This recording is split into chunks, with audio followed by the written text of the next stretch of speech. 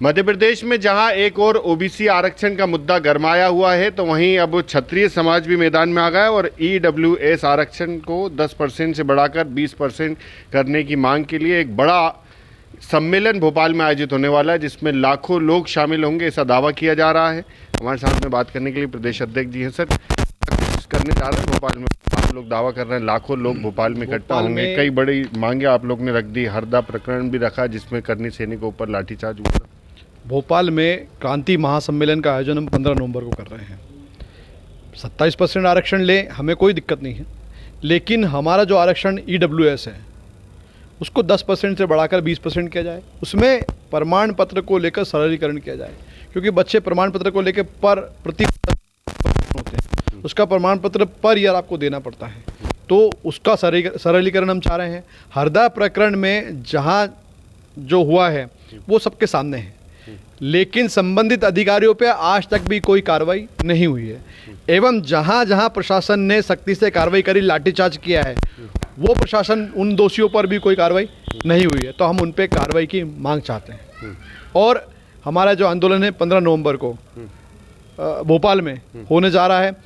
पूर्व में भी सरकारों ने हमें छला है, पूर्व में आश्वासन देकर छोड़ दिया है, लेकिन इस बार जब तक मैदान नहीं छोड़ा जाएगा, जब तक हमारी मांगे मान नहीं ली जाती। एट्रोसिटी एक्ट की भी आप बात कर रहे हैं कि इस एक्ट का दुरुपयोग रोका जाए, इसमें पहले जांच हो फिर गिरफ्तारी हो, क्या है पूरा? एट्रोसिटी एक्ट में हम चाहते हैं कि 90% मामले तो गलत होते हैं, 10% मामले सही होते हैं, तो उन भाइयों के साथ हम भी खड़े, क्षत्रिय सेना भी खड़ी जिनके साथ गलत हो रहा है एट्रोसिटी में।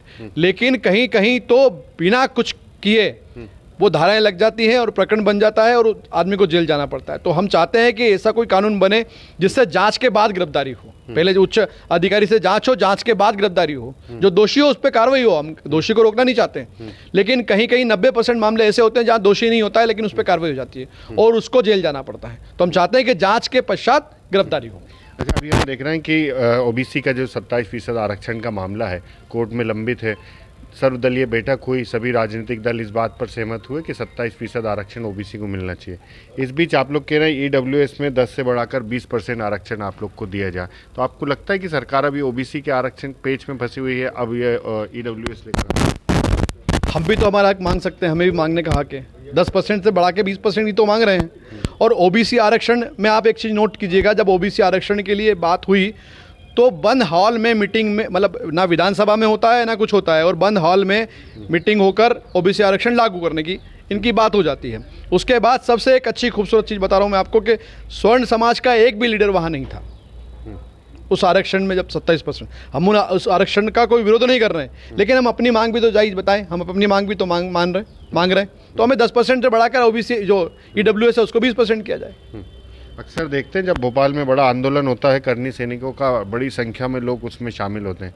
आप लोग दावा कर रहे हैं लाखों लोग इसमें शामिल होंगे, बड़ा आंदोलन, मतलब एक चेतावनी सरकार शक्ति प्रदर्शन? बिल्कुल बिल्कुल, 20 महीने सरकार को हो चुके हैं और ये शक्ति प्रदर्शन भी समझेगा, चेतावनी भी समझेगा, और करनी सेना का काम ही है अन्याय के विरुद्ध लड़ना। कितने लोग आ रहे हैं इस बार आंदोलन में?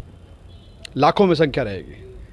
तो ये इंदल सिंह राणा है, प्रदेश अध्यक्ष हैं। दावा है इनका लाखों में संख्या होगी जब भोपाल में बड़ा सम्मेलन होगा, और सरकार के सामने मांग है कि ईडब्ल्यूएस में 10% से बढ़ाकर 20% किया जाए। और जिस तरह से हरदा में करनी सैनिकों पर लाठीचार्ज हुआ था, इसमें दोषियों पर कार्रवाई होनी चाहिए, जो एसपी कलेक्टर हैं उन पर भी कार्रवाई होनी चाहिए, क्योंकि सरकार ने जो कार्रवाई की थी वहाँ के कुछ पुलिसकर्मियों पर, तो उससे भी ये संतुष्ट नहीं है। इनका कहना है कि मुख्य जो हैं किरदार एसपी और कलेक्टर हैं उन पर कार्रवाई होनी चाहिए, और एट्रोसिटी एक्ट पर भी इन्होंने संशोधन की मांग की। TV9 मध्य प्रदेश छत्तीसगढ़ के लिए आमिर खान।